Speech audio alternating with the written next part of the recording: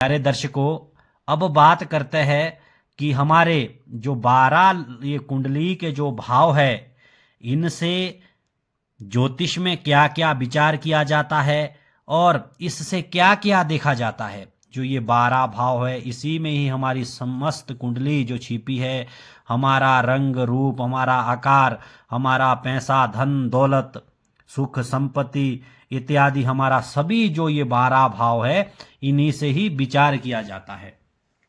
चलिए शुरू करते हैं। जो हमारा प्रथम जो भाव है, जिसे लगन स्थान कहते हैं, ये जो 12 भाव का इसे स्वामी भी माना जाता है। जो पहला भाव होता है जिसे लगन कहते हैं, ये जो ये 12 जो घर है, ये इनका एक हिसाब से मालिक भी कहा जाता है।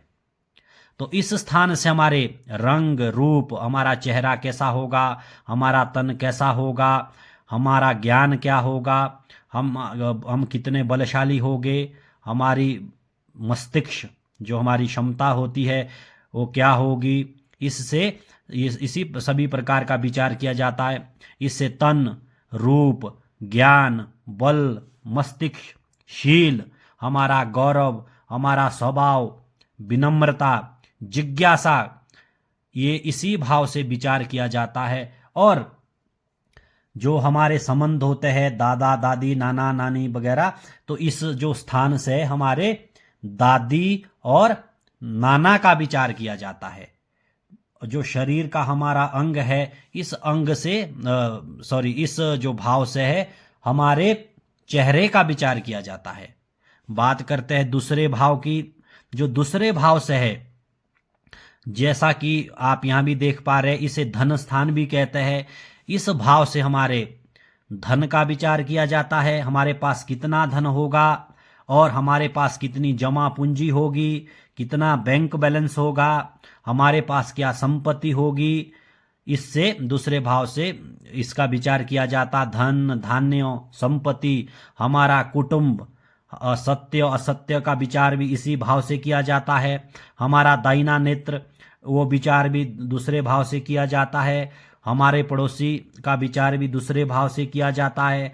हमारा खान पान, हमारी जमा पूंजी और हमारी जो ताईजी होती है, इसका विचार भी इसी भाव से किया जाता है। और जो हमारा शरीर जो है, इस दूसरे भाव से हमारे गर्दन का विचार किया जाता है। और इससे जो दूसरा जो भाव है, इससे हमारे सौंदर्य संगीत सत्य असत्य बोलने का भी विचार किया जाता है। अब बात करते हैं हमारे तीसरा जो भाव है कुंडली का, जिसे तीसरा स्थान कहते हैं। इससे हमारे छोटे भाई बहन, हमारे गुप्त शत्रु, श्वास संबंधित रोग और माँ की मृत्यु, हमारी रुचि क्या क्या होगी, किस किस चीज में होगी, हमारी जो गायन वगैरह, हम जो गाना वगैरह गाते हैं या किस प्रकार से हम गाएंगे, ये विचार भी इसी से किया जाता है। हमारी दया, और इससे हमारे आभूषण वगैरह, योग अभ्यास और मित्र जो वगैरह, इससे ये सारा देखा जाता है। जो योग अभ्यास वगैरह आप करोगे, वो भी इसी भाव से देखा जाएगा। और तीसरे भाव से और क्या देखा जाता है, जो हमारा जो शरीर का अंग है, इस तीसरे भाव से हमारे बाजू को देखा जाता है। और इस भाव से, तीसरे भाव से हमारे छोटे भाई बहन और देवरानी का भी इस भाव से विचार किया जाता है। अब बात करते हैं चतुर्थ भाव की। चतुर्थ भाव, जैसा कि इसे सुख का भाव भी बोला गया है, इससे हमारे, और इसे माता का स्थान भी बोला गया है। जो चौथे हम जो स्थान से है, वो देखते हैं, माता को देखते हैं। हमारा सुख दुख हम इसी भाव से देखते हैं। ग्रह सुख, हमारी जमीन जायदाद, हमारे मित्र या बंधु बांधव, और हमारा मानसिक सुख, और भूमि वाहन परोपकार और छल कपट इत्यादि इसी भाव से विचार किया जाता है। और इस भाव से हमारे शरीर की छाती का विचार किया जाता है। और हमारे इस भाव से माता और ससुर का विचार किया जाता है। बात करते हैं पांचवा जो हमारा भाव है कुंडली का, या पांचवा स्थान है, इससे क्या विचार किया जाता है। पांचवें भाव से हमारे बुद्धि का विचार किया जाता है, हमारे संतान का विचार किया जाता है, हमारे विवेक का विचार किया जाता है, देव भक्ति इसका भी इसी भाव से विचार किया जाता है। जय और विद्या का जो स्थान है वो भी यहीं से ही देखा जाता है। राजनीति वो भी यहाँ से देखा जाता है। हमारी प्रतिभा, लेखन कला और कुशलता, हमारा खेल, गर्भधारण, विशेष प्रेम और हमारा पुत्र और सरकारी नौकरी, ये भी इसी भाव से देखी जाती है। सरकारी नौकरी का छूटना या हमें दूसरी नौकरी मिलना, ये इस भाव से देखा जाता है। और इस भाव से जो हमारा पांचवा भाव है, इस भाव से हमारे पेट का विचार किया जाता है और इससे हमारे जो बड़ा साला है, बड़ी साली और बड़ा जीजा और ज्येष्ठ पुत्र का विचार किया जाता है।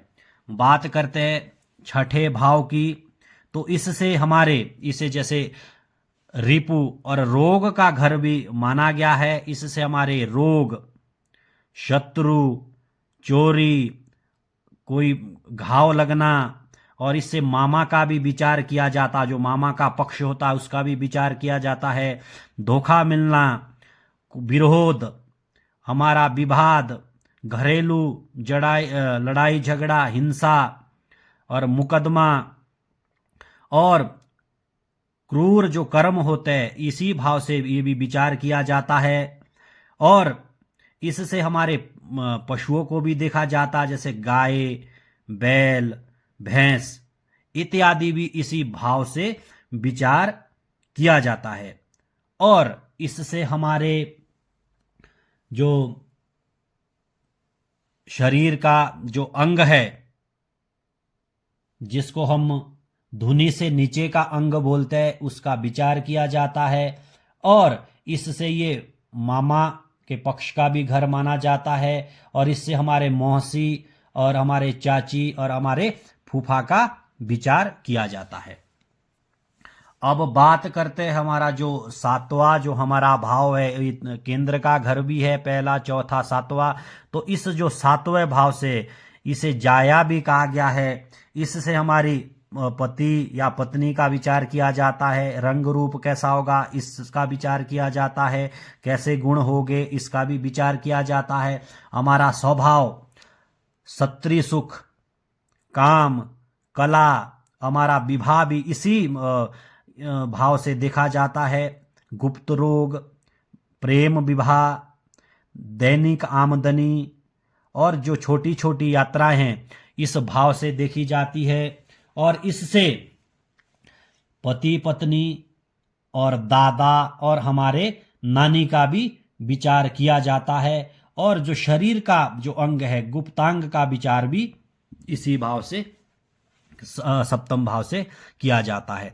अब बात करते हैं जो हमारा आठवां भाव है या आठवां स्थान है। इससे हमारी, जिस प्रकार यहाँ इसे आयु का स्थान भी माना गया है, इससे हमारी आयु और मृत्यु कि हमारी आयु कितनी है, हमारी मृत्यु कब होएगी, और ससुराल पक्ष का घर भी माना जाता है इसे। और मानसिक चिंता और कष्ट, संकट इत्यादि इसी जो ये घर है, इसी घर से इसका विचार किया जाता है। और इससे जो हमारे ताऊ का, जो हमारे ताऊ होते हैं उनका विचार किया जाता है। और जो अष्टम भाव से हमारे जो शौच स्नान होता है, उसका, शौच का जो स्थान होता है, अष्टम भाव से उसका भी विचार किया जाता है। कुंडली का जो हमारा छठवां भाव है, उससे क्या क्या विचार किए जाते हैं, जैसा कि आप देख पा रहे, इसे रिपु स्थान भी कहते हैं। कुंडली के छठे भाव से रोग, शत्रु, चोरी, शरीर में कोई घाव लगना, ये मामा का पक्ष का घर भी माना जाता है। इससे धोखा, मुकदमा, क्रूर कर्म पीड़ा लगना, और इससे पशुओं का भी विचार किया जाता है, जैसे गाय, बैल, भैंस, बकरियां और सौतेली माँ, उसका भी विचार किया जाता है। विरोध, विवाद, घरेलू हिस्सा, लड़ाई झगड़ा, और इसी भाव से सभी प्रकार का विचार इससे किया जाता है। और ये हमारे जो इससे संबंध है, तो इससे हमारे मामा का पक्ष का भी माना जाता है, और मौसी और चाची और फूफा का भी इससे विचार किया जाता है। और जो शरीर का अंग है, जो धुनी से नीचे का अंग है, इसका विचार भी छठे भाव से किया जाता है। अब बात करते हैं सातवें भाव की। सातवां जो भाव है, ये केंद्र का घर भी है, पहला, चौथा, सातवां और 10वां। सप्तम भाव से हमारे पति पत्नी का विचार किया जाता है, रंग रूप का विचार किया जाता है, हमारा स्वभाव कैसा होगा वो विचार किया जाता है। सत्री सुख का, पति सुख का विचार किया जाता है। काम, कला, वो विचार भी इसी से ही किया जाता है। प्रेम विवाह, गुप्त रोग, दैनिक आमदनी और छोटी छोटी जो यात्राएं होती है, उसका भी विचार सप्तम भाव से किया जाता है। और इससे हमारे पति पत्नी और दादा और नानी का भी विचार किया जाता है। शरीर का जो गुप्तांग होता है, इसका सप्तम भाव से विचार किया जाता है। अब बात करते हैं अष्टम भाव की। जैसा कि आप देख पा रहे हैं, ये आयु का स्थान भी है। इससे हमारी आयु, हमारी मृत्यु, ससुराल से कितना लाभ होगा, चिंता, मानसिक चिंता, संकट और कष्ट आदि का इससे विचार किया जाता है। और इससे हमारे जो ताऊ जो होते हैं, ताऊ जी, उनका भी विचार किया जाता है। और अब बात करते हैं नवम भाव की। नवम भाव से क्या विचार किया जाता है? बात करें अगर नवम भाव की, जो कुंडली में नौवां जो भाव है, इसे हमारा धर्म का भाव भी कहा गया है। इससे नवम भाव से हमारे भाग्य, तीर्थ यात्रा, हमारा यश, और अब बात करते हैं नवम भाव की। नवम भाव से क्या क्या विचार किया जाता है? जैसा कि आप देख पा रहे, नौवां जो घर है वो हमारे धर्म का घर है। इससे हमारे भाग्य, तीर्थ यात्रा, यश, सन्यास, हमारे जो सपने जो होते हैं, शिक्षा, धर्म, दान, पुण्य, तप, गुरु और आचार्य आदि का जो विचार है वो भी नवम भाव से किया जाता है। शरीर का जो अंग, हमारी जांघें होती है, उसका भी नवम भाव से विचार किया जाता है। छोटा साला, छोटी साली, छोटा जीजा और छोटी जो भाभी का इससे विचार किया जाता नवम भाव से।